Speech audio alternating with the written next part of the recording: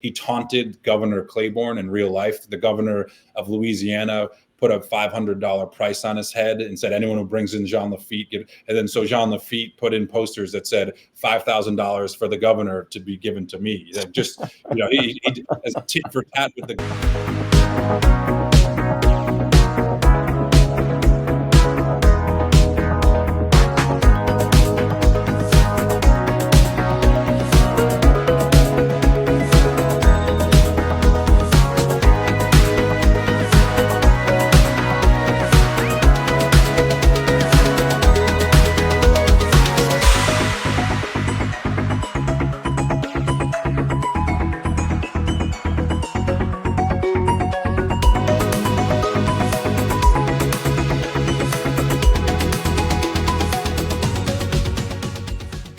Hi, I'm Paul Rushworth-Brown, host of History Bards and Down Under interviews in association with Meet the Author in the US. And I am here with a very interesting author with a wonderful background. His name is Owen Pataki, and he has written a marvelous book. Tell us about it, Owen. So this book is called Smoke in the Cypress. It's a historical fiction novel. It's set in New Orleans in the latter month of 1814 and the first few weeks of 1815. It's the third book in a series. This is kind of a spin-off. Amidst the swamps of Louisiana, a soldier's redemption collides with a city's fate. In the waning days of the War of 1812, Marcel Moreau, a wounded veteran of Napoleon's Grand Army, arrives in New Orleans, a city on the brink of invasion.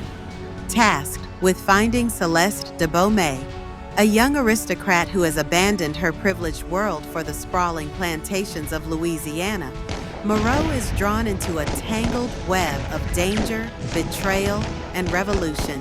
With an English fleet looming, the city's desperate defenders, Creole farmers, American militias, and the notorious pirates of Jean Lafitte turn to Moreau's battlefield expertise.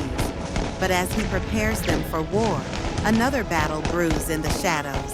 A ruthless plantation master seeks to reclaim those who have escaped his tyranny, and Moreau must decide where his true allegiance lies.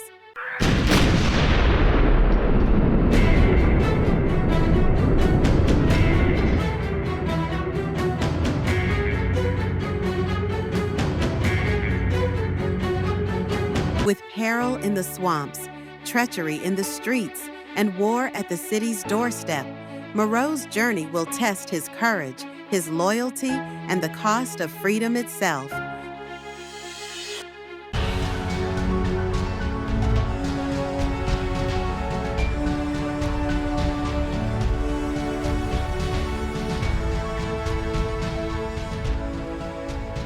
Okay. Now, you have a degree in history, and this show is aired all through the world. And there'll be quite a few people that don't know much about the War of 1812. Can you just give us a little bit of a background? Yeah, so the story takes place towards the end of the War of 1812, and it's a really interesting and compelling time because earlier that year, the British fleet, the British army, fresh off of defeating Napoleon in Europe, in Spain, in southern France, they sent some of their best troops who had some very real experience against Napoleon and the French army to America. And in that year, they seized Washington, D.C., they besieged Baltimore, they actually burned down the White House. They occupied the White House minutes, according to urban legend, after the president and his family had left. And the urban legend is that there was still hot food on the table from the president's family fleeing when the British army got there. So that was 1814. Obviously, the war started in 1812 over several issues. The impressment of American sailors into the British Navy was kind of the nominal cause of the war itself. It kind of made sense to have this character come to the New World. He's definitely his own person. I definitely do not see myself when I'm writing him, but I will say that in all three of the books, there's a military element to all three. And again, without any direct one-to-one references or comparisons, I will say that there are certain personality traits, there's certain, comments, there's certain demeanors. There's certain conversations, or certain idioms, or just little quirks of personality that do go into the characters from people I did know. How people deal with fatigue or stress, or kind of jokes they make, or how they handle interactions with superior officers or subordinate soldiers, or the prospect of danger or combat or whatever. So there are some elements of realism that come in, but there's no direct basis of this character is me or anyone else specifically. It's all kind of just take what you've lived and what you've heard and experienced, and try to slip that into the characters when it's appropriate.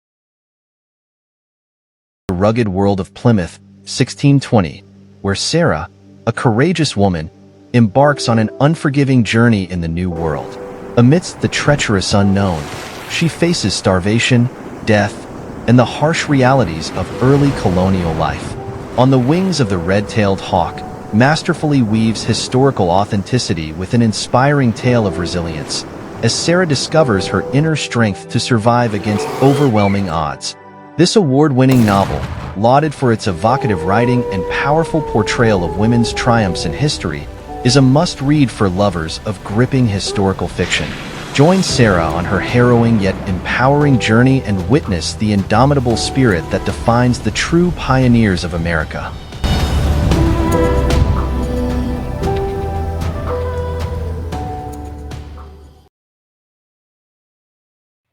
Has a bit of a love interest, doesn't he? Do you want to tell us about that? Yeah, well, I would say I think he's got two love interests. One that doesn't work out for him, and then one that sort of is a bit of a happy ending. But I will say that it was interesting, that wasn't really planned. Specifically when I was doing the outlines and brainstorming for the book, I wouldn't say that it was. I had that arced out completely. Either one of the kind of romantic elements. I think it did kind of unfold naturally and kind of reveal itself. And for the character that he doesn't end up with, that the romance doesn't ever kind of take off, I like the dynamic, because there's a little bit of a kind of secret rivalry that emerges there. There's a bit of boy likes girl. He thinks maybe she reciprocates. It doesn't happen that way. It doesn't work out. Who's going to read it? I hope everyone watching this video right now, I hope anyone who likes historical fiction, I hope people who are interested in French history, that kind of makes its way to this story. I think this is interesting, an interesting novel for me, because the first two were set in Paris, in France, in Europe. And this one is set in America. This is set in New Orleans. Everyone in America, whether they've been to New Orleans or not, they know what New Orleans is about. They know it's a fun, wild, interesting, unique, diverse city. So I really hope that kind of sells it to an American audience in a way that the first two kind of haven't found yet. But that being said, I know you're Australian, you're in Australia. A lot of your viewers are Australian. I hope people from around the world can find something they connect with. Slavery is a big part of this story. It's a big part of the setting. That time period in Louisiana, outside of New Orleans, on the plantation, slavery was an extremely widespread. I mean, it was the economic lifeblood of Louisiana, of much of America at that time. So there are multiple scenes where there is cruelty on display from the foremen, from the slave drivers, from the plantation owners, from the flashbacks to the real event of the German Coast Uprising, which was an incredibly brutal real life event of the enslaved men from one plantation.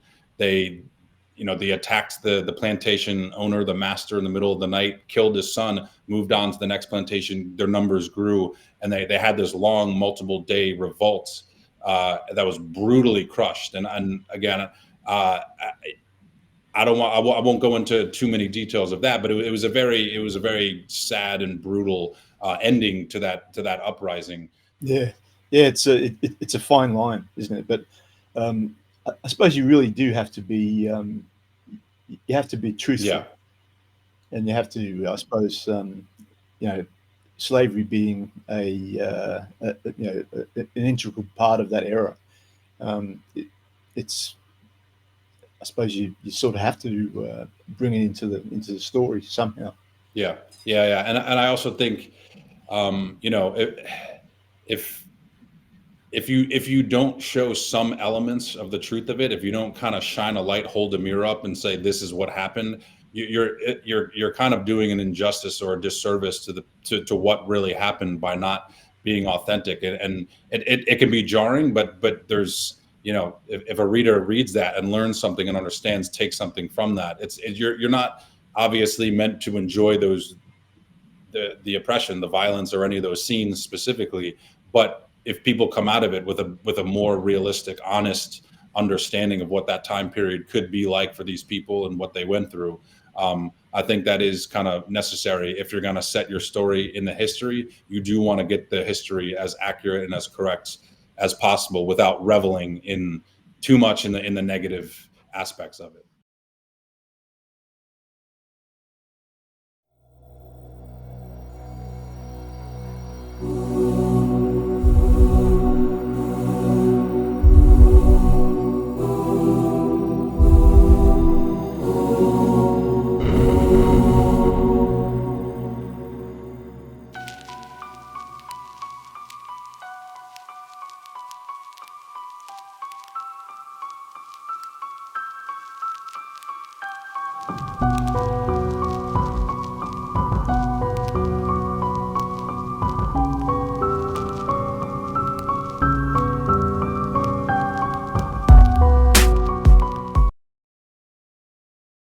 As you mentioned, Smoking the Cypress, it covers, obviously freedom, loyalty, oppression, sacrifice. Those emotions, where do you get them from? Put our character in a situation similar to that, or put their character at that setting at that time when this thing happened. And then from there, the characters and what they have to go through and how they interact with each other and what they have to do to survive and overcome. That's where the values start coming out, and the characters start revealing themselves to you. You know, the good sides and the bad sides, the times when they're courageous and heroic, the times when they're kind of cowardly or selfish, the characters who are selfish and kind of, you know, villains, they're going to challenge the protagonists and their friends, and all of a sudden the values of the characters almost speak for themselves, and it kind of takes on a life of its own. So there's a fun mix of kind of, you build the story, you shape it, you outline it, you kind of guide it, but the story via the research and as it's unfolding, it kind of reveals itself to you as you're going through it. How did you balance sort of like historical accuracy with fiction? Having an interest in the history and having an interest in that time period and the events that happened really helps inform the plot of the story. Like I said, you know, the British invasion of New Orleans was a really, like, you know, epic, momentous moment at that time. You know, for example, the night battle scene when Moreau is there with all the American and the Louisiana militia fighting the British. That was a real event. That really did happen. Andrew Jackson kind of took the British by surprise as they were slowly and desperately emerging out of these cypress swamps after hundreds of miles of sailing and rowing through the bayous and the swamps. They thought, you know, they were kind of safe for the night. They could set up at the Villeray plantation. The Americans had no idea. They had snuck in under their noses. Unbeknownst to them, Jackson found out about it, and the Americans came and ambushed them. That is a real event that you know was a very intense moment. So I figured having Moreau and all the main characters, at least the military characters, the militia characters, be at that event made sense, because it fits with who they are and what they've been doing and training and everything. So yeah, like you do take some liberties, and obviously most of the characters, well, I wouldn't say most, I'd say probably half the characters in this book are fictional, but at least probably half are real people. An unforgettable mystery thriller that will transport you back to 17th century England. Introducing Dream of Courage, facing fear head on, your passport to 17th century mystery, mayhem, and murder. Follow Robert and John Rushworth through Leeds' bustling Brigade District, where danger lurks in the shadows, embodied by the thief-taker Jacob Wilding. You will laugh, you will cry, and be in awe of the twists and turns. Its meticulous attention to character development, emotional nuance, and the unfolding of the story's layers. promise a compelling and emotionally charged journey. The U.S. National Times said, "Modern writers usually don't know what it was like to live in the past, but Rushworth-Brown does this with great skill." Uncover the secrets of Smythe, the enigmatic tavern keeper who sends Robert to the haven. To the pirate Captain Girlington. Will he outwit danger in the nick of time? I sort of like get the feeling that the Louisiana swamps, it's almost like it's a character. Yeah, yeah, when I first started thinking about this story, it is kind of the bayous and the cypress swamps were kind of fascinating. I knew a little bit about them, but I don't think I planned to have so much of the story set there. I didn't know "Smoke in the Cypress" would be the title, obviously, but as Moreau travels through this story, the New Orleans, the plantations, the cypress swamps, it really, the characters in that setting, in this maroon, escaped maroon colony, these runaway slaves, that really opened up a lot of story and a lot of heart to a lot of these characters. I mean, it became this setting that really felt crucial to the story, to Moreau's character, to his story, and I really got excited and kind of interested in who these people were, how they got there, why they were there, where they're going to go, what's their story, what do they want, and so it really became, like you said, almost like a character in and of itself. The pirates. Do you want to give some sort of idea of what part they play in the novel? Basically, pirates who had their own little fiefdom there in the Gulf of Mexico, south of New Orleans. Jean Lafitte referred to himself as a stray sheep who wants to make his way back into the fold to the Americans. And eventually, it's historical, it's accurate that he does join the American cause. He does bring weapons, and the Baratarians end up fighting at the Battle of New Orleans. Their cannons, they brought them from their ships, their naval cannons, to Line Jackson at the Chalmette battlefield. So they end up playing a pretty crucial role in the campaign and the battle itself in real life. Fascinating. So if you could interview one of your characters and have dinner with them, which one would it be? And what are some of the questions that you might ask them? Ooh, that's a good question. That's tough. I come up with a good question every once in a while. They're all good, but that one's especially inventive. Yeah, that's a good one. After the previous question, I would say I think Jean Lafitte, just because he's a unique figure in history. He reads like he's a fictional character, something out of like a pirate novel or some like fantasy, almost like story, Pirates of the Caribbean type thing, but he was real.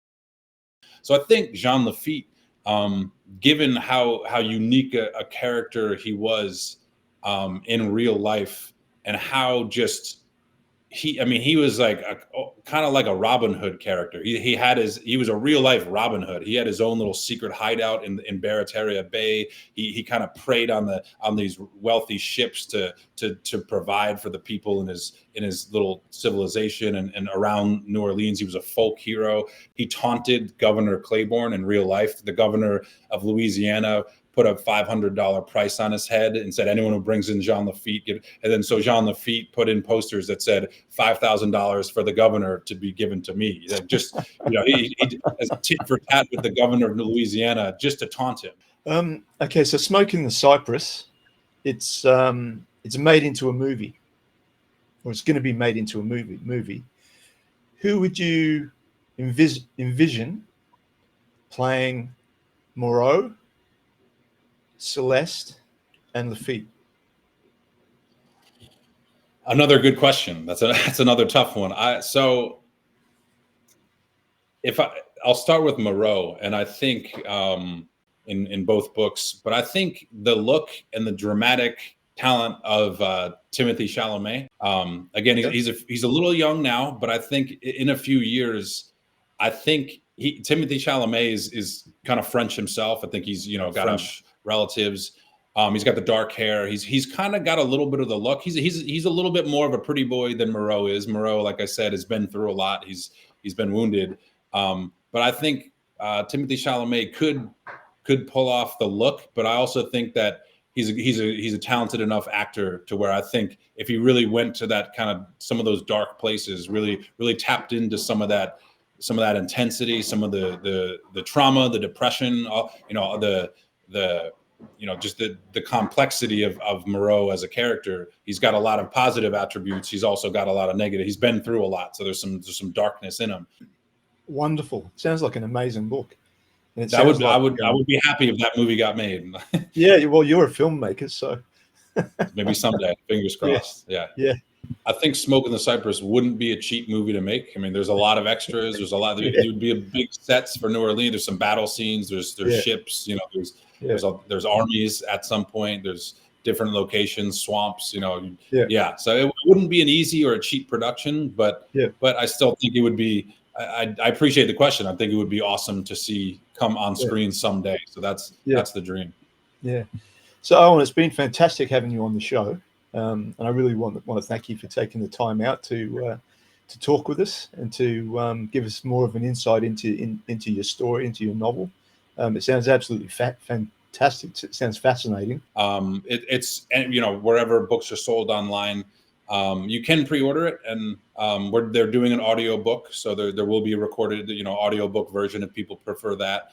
It'll be in paperback as well. So Amazon is the one everybody has heard of, but it's out there. If you Google Smoke in the Cypress, you can find it, and pre-order it. But thank you also, Paul, for having me on. This was a lot of fun, and I appreciate the thoughtful questions. It was fun to do this.